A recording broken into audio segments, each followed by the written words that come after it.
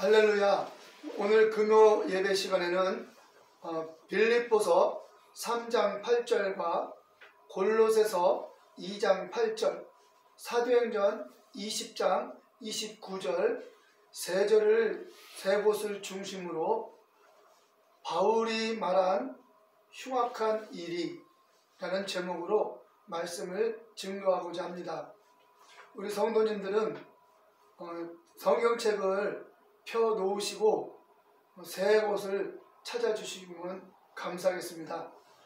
성경을 이렇게 서로 연결해서 보아야 우리가 더 믿음이 구체적이 되고 또 내가 알고 있는 믿음이 성경에 기록되고 있는 내용과 일치가 돼야 우리가 확신을 얻을 수 있는 것입니다.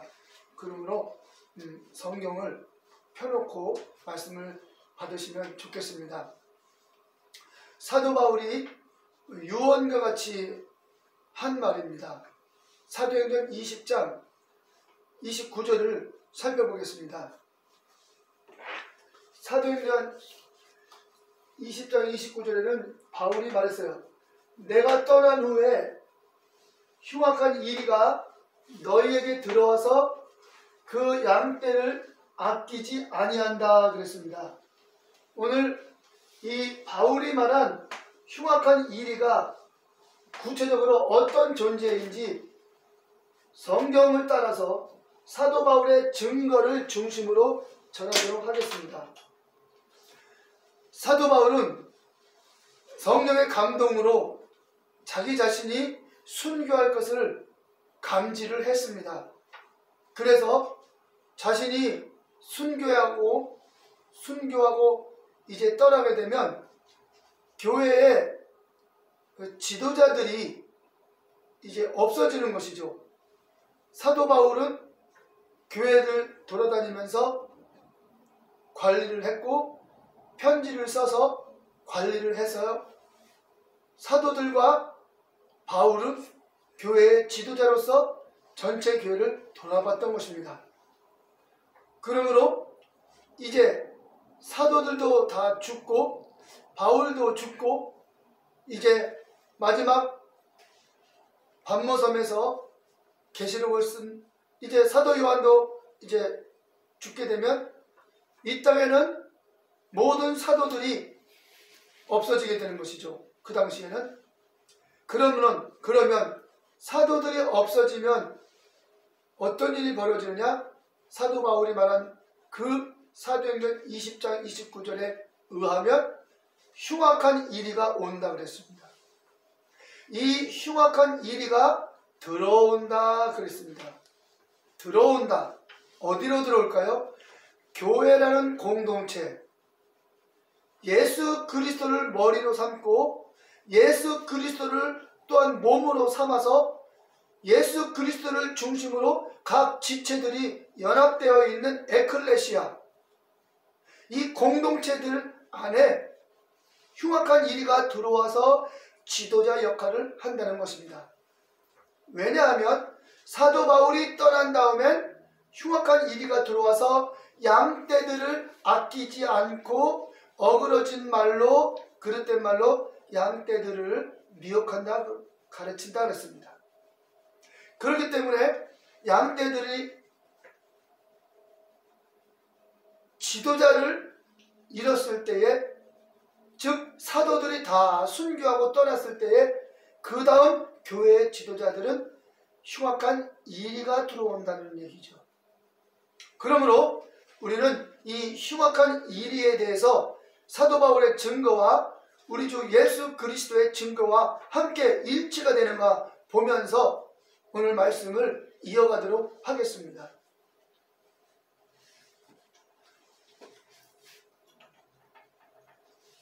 사도 바울은 골로새서 2장 8절에서도 또 한 번 이리 때에 대해서 말하고 있습니다. 찾아보겠습니다. 골로새서 2장 8절을 찾아보시기 바랍니다.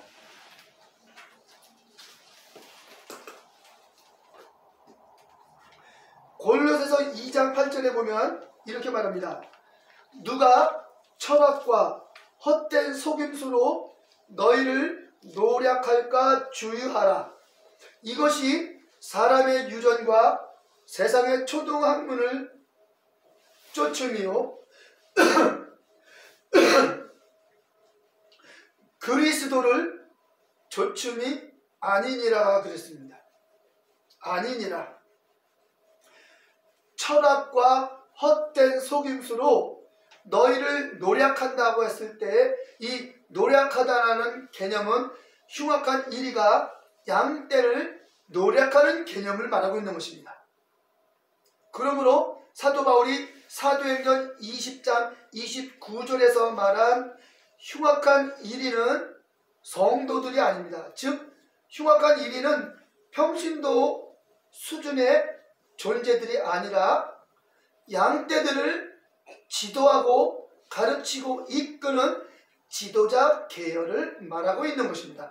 그래서 사도 바울이 자신이 떠난 후에는 흉악한 이리가 온다라고 하면서 흉악한 이리의 위치가 사도 바울의 위치를 대신할 것으로 표현되고 있는 것입니다. 그 다음 내용도 그것을 증명하고 있죠. 흉악한 이리는 양떼를 아끼지 않고 양떼를 어그러진 말로 그릇된 말로 가르치고 이끈다고 했습니다. 그러므로 골로새서 2장 8절에 있는 내용도 바로 흉악한 이리가 구체적으로 어떤 존재인지 말하고 있는 것이죠. 그러므로 사도 바울의 서신서에 나오는 증거는 모두가 일관성이 있는 것을 우리는 알 수가 있는 것입니다. 자, 누가 철학과 헛된 속임수로 너희를 노력할까 주의하라. 너희는 골로새 성도들입니다. 골로새서니까 골로새 성도들을 노력질할까 조심하라. 누가? 흉악한 이리가 노력질한다. 그럼 흉악한 이리는 누구의 역할을 대신합니까? 사도의 역할을 대신하니까, 지도자의 역할을 대신하니까 무엇으로 노력할까요? 철학과 헛된 속임수, 그것으로 성도들을 어그러진 가르침으로 이끈다는 겁니다. 구체적으로 또 말하고 있습니다. 철학과 헛된 속임수는 사람의 유전과 세상의 초등학문을 좇는 것이다. 이렇게 구체적으로 재설명하고 있습니다. 그러므로 우리는 알아야 합니다.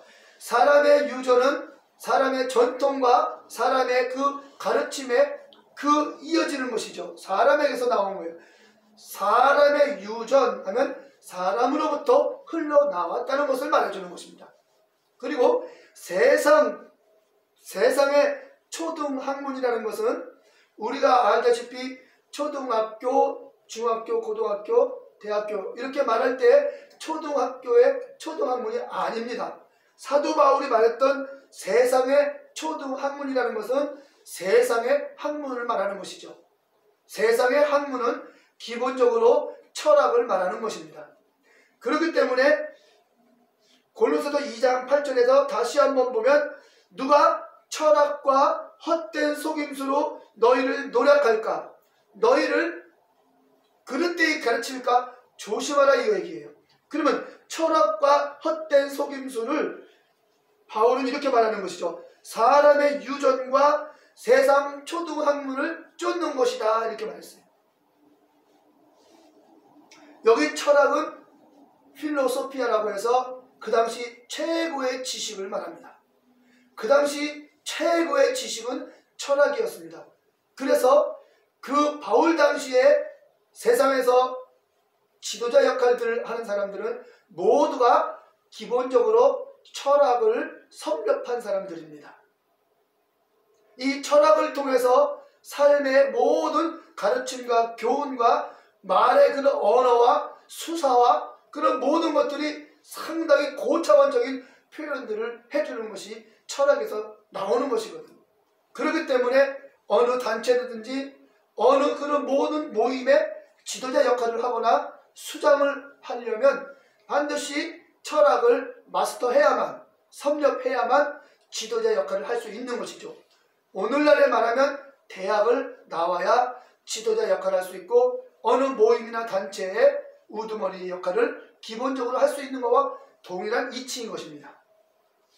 그래서 사도 바울은 말합니다. 이렇게 철학을 쫓는 것, 세상 학문을 쫓는 것, 사람의 유전을 쫓는 것은 그리스도를 좇는 것이 아니다 라고 하면서 그리스도를 좇는 것과 대비하고 있습니다. 대조하고 있습니다. 자, 한 군데 더 보겠습니다. 에베소서 3장 8절을 보겠습니다. 에베소서 3장 빌립보서였나요? 네, 빌립보서 보겠습니다. 빌립보서 3장을 보겠습니다. 빌립보서 3장 8절을 보면 동일하게 바울이 말하고 있음을 알 수 있습니다. 제가 읽어드릴 테니 우리 성도님들도 성경을 잘 살펴보시기 바랍니다. 빌립보서 3장 8절을 보면 또한 모든 것을 해로 여김은 내 주 그리스도 예수를 아는 지식이 가장 고상함을 인합니다. 내가 그를 위하여 모든 것을 잃어버리고 배설물로 여김은 내가 그리스도를 얻고, 이렇게 말했습니다. 사도 바울이 자기의 모든 지식을 배설물로 여기는 것은 그리스도를 얻고자 합니다고 그랬어. 그리스도를 위해서 모든 것을 잃어버리기 위해서 그렇게 했다고 그랬습니다.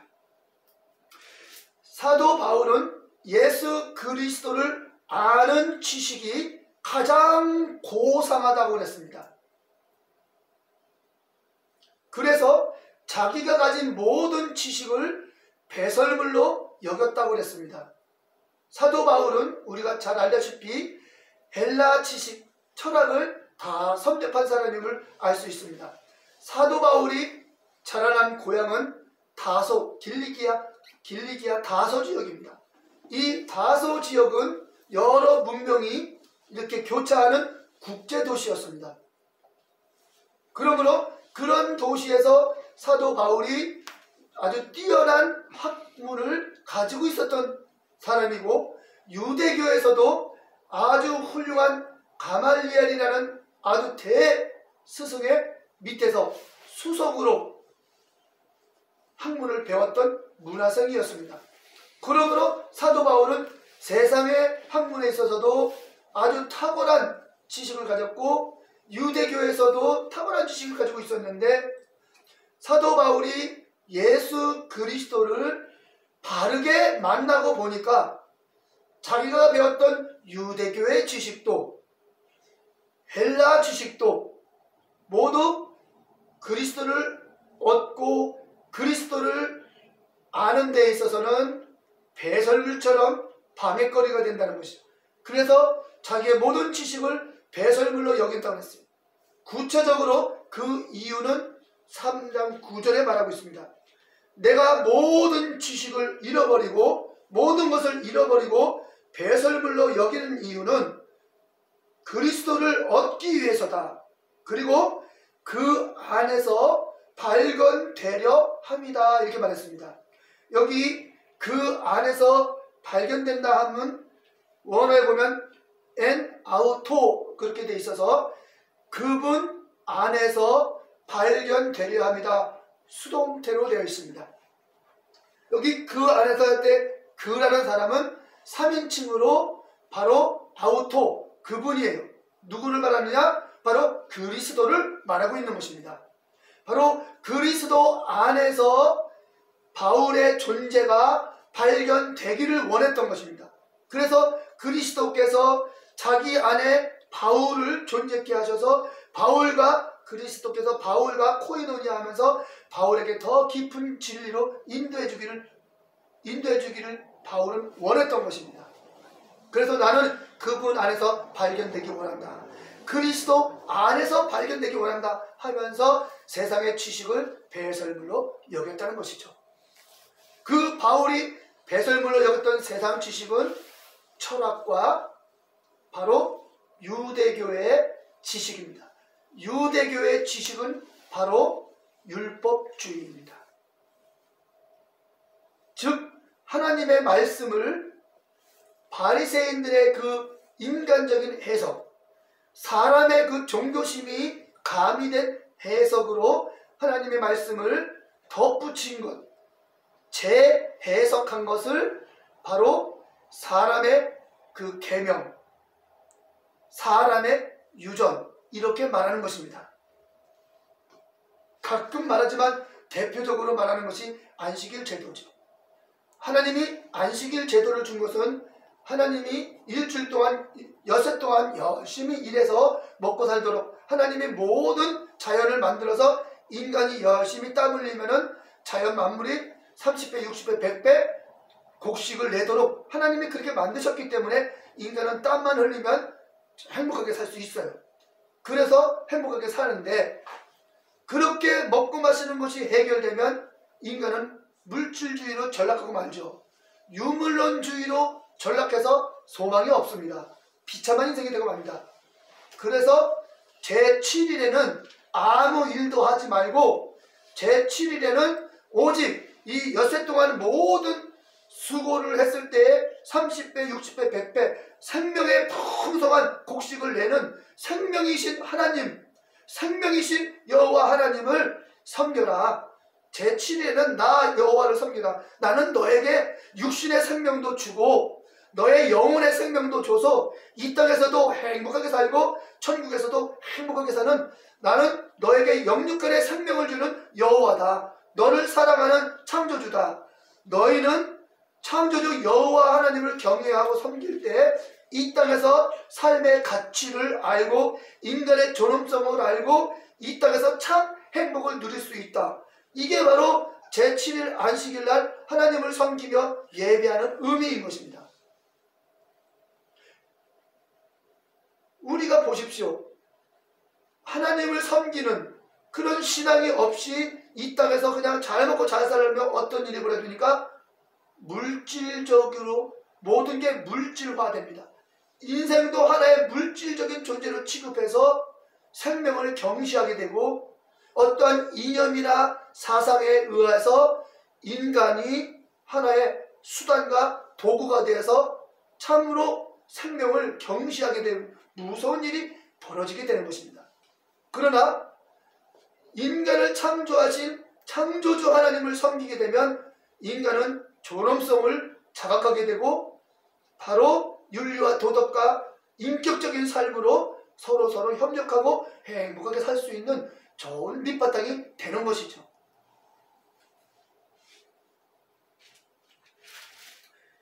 그러므로 저는 이제 말씀을 마무리하고자 합니다.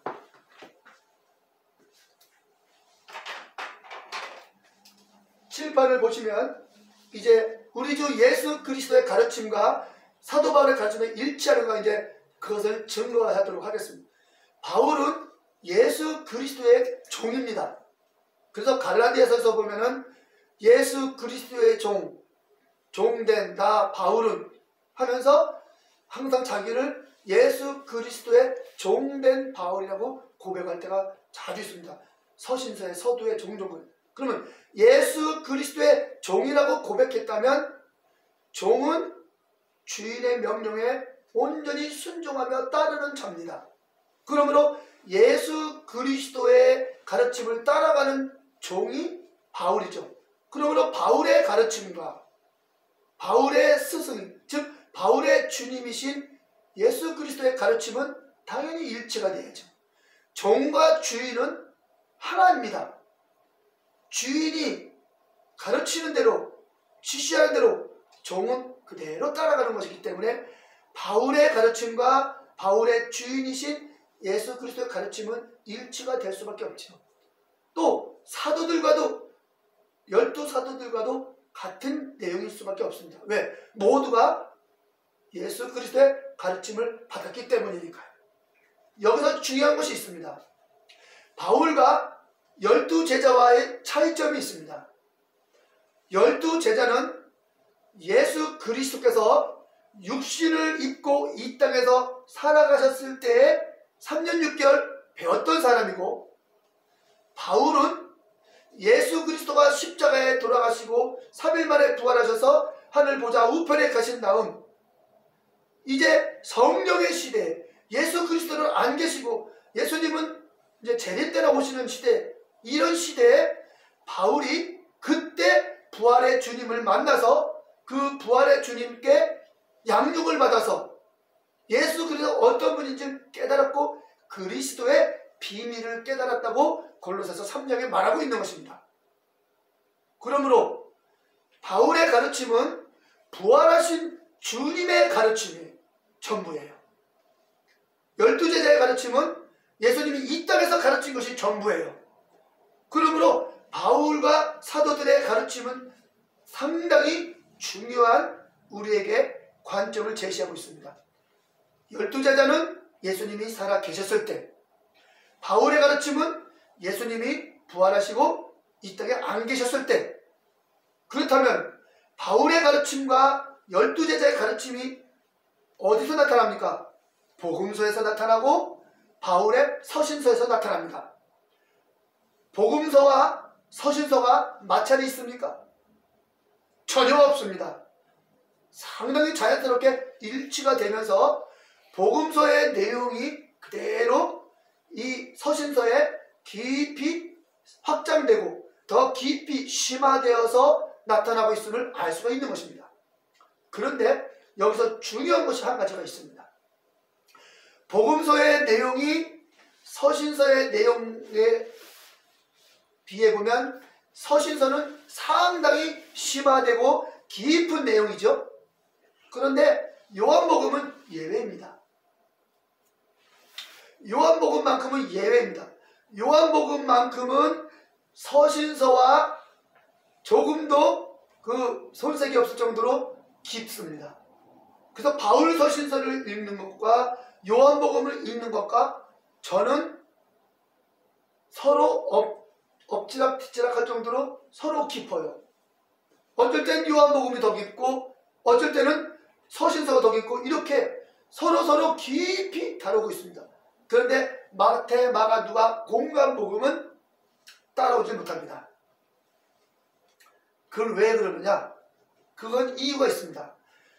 공관복음을 기록한 공관복음의 저자들의 관점은 예수님의 그 인성에 초점을 맞추어서 기록해 놓았기 때문에 그렇던 것입니다. 그런데 제4복음서인 요한복음은 예수님의 신성, 바로 예수 그리스도의 신성에 초점을 맞춰서 시작부터 태초에 말씀이 계시니라, 이 말씀이 하나님을 향하여 계셨으니 이 말씀은 곧 하나님이시니라 하면서 요한복음은 시작부터 말씀이신 하나님으로부터 출발합니다. 그러니 얼마나 내용이 심도 있게 깊이 나가겠습니까? 그래서 요한복음과 서신서의 내용은 상당히 일치가 되는 깊이로 가고 있는 것을 알 수가 있는 것입니다. 자, 이와 같이 이제 모든 복음서가 통일이 되어 있고 예수 그리스도의 가르침과 바울의 가르침이 일치가 되고 있음을 우리가 알아봤으니 이제는 성경을 통해서 증거 받으시기 바랍니다. 한 절 한 절 확인해 보겠습니다. 자, 사도행전 20장 29절에 내가 떠난 후에 흉악한 이리가 너에게 들어와서 양떼를 아끼지 않는다 그랬어요. 여기 내가 떠난 후에는 내가는요 바울입니다. 그러면 흉악한 이리는 누구입니까? 바울의 위치 대신합니다. 흉악한 이리는 바울의 위치를 대신합니다. 바울이 떠난 후에 흉악한 이리가 들어온다고 했으니까 문맥상으로 바울의 위치를 대신하는 것을 알 수가 있습니다. 그러면 무엇을 하느냐? 대신하는데, 바울의 위치를 대신하는데 무엇을 하느냐? 양떼를 아끼지 않는다 그랬습니다. 여기 양떼는 누굽니까? 양떼는 성도들이죠. 오늘날 말하면은 교회예요. 교회. 에클레시아. 교회. 양떼를 아끼지 않는다 그랬어요. 아끼지 않는다는 말을 구체적으로 어떻게 표현했냐면은 가르침, 그릇된 가르침을 한다. 그릇된 가르침. 뭘까요? 어그러진 가르침. 이것으로 양떼를 가르친다는 거야. 이거를 바로 양떼를 아끼지 않는다는 거야. 그릇된 가르침, 어그러진 가르침은 이것은 무엇을 말할까요? 이것은 당연히 바울이 어떤 식으로 가르쳤는지, 바울의 가르침과 틀린 게 그릇된 가르침이며 어그러진 가르침이 되는 것이죠. 그러면 바울은 무엇을 가르쳤는지 봅시다. 바울이 무엇을 가르쳤길래 이렇게 말하고 있을까요?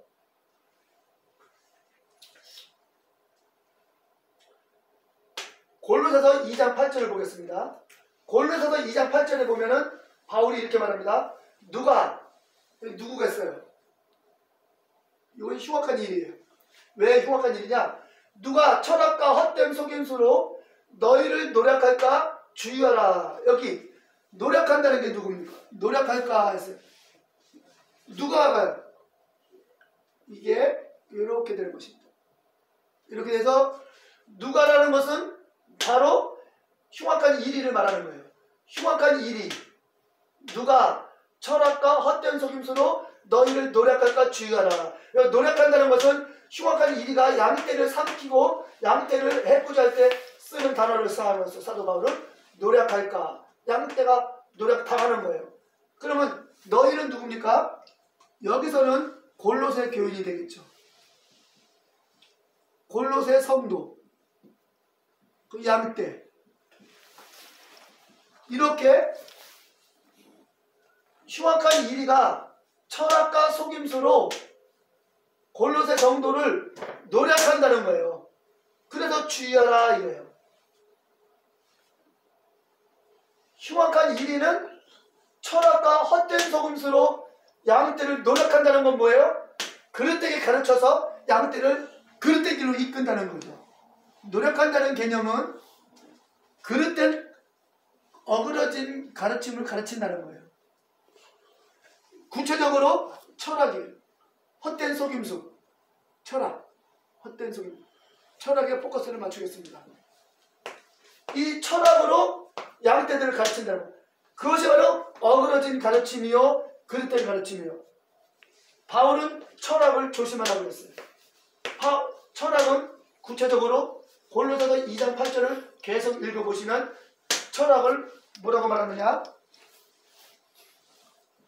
세상의 초등학문이라고 부릅니다.